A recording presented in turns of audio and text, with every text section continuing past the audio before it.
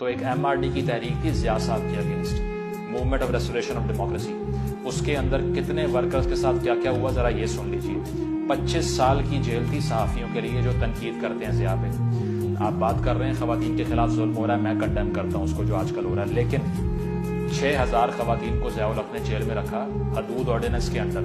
تو ثبوت لا کر دکھانے کا کہا جو کہ وہ نہیں پروڈیوس کر سکیں. کیمراز تو ہوتے نہیں ہیں جن کا ریپ ہوتا ہے وہاں پر، تو اسی لیے ان پہ الٹا زنا کے پرچے دے کے 6000 خواتین کو جیل میں ڈالی رکھا. 10 سال کی جیلیں خواتین نے کاٹی.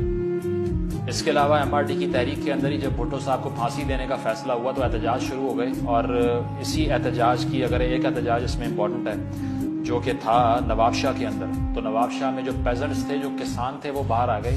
ضیاء نے گن شپ ہیلی کاپٹر بھجوا کے فائر کھول دیا. لاشیں سڑکوں پہ پڑی رہی، اٹھانے نہیں دی کسی کو. لیکن اتنا ظلم وہاں بھی نہیں ہو رہا تھا کیونکہ وہ کسی گریٹ لیڈر کی ریڈ لائن تو نہیں تھے نا، اسی لیے. تو آپ کو ان کا بھی نہیں پتا ہوگا کہ MRD کی تحریک ہوتی کیا ہے، یا نواب شاہ کے اندر یہ جو واقعہ ہوا تھا کیسے ہوا.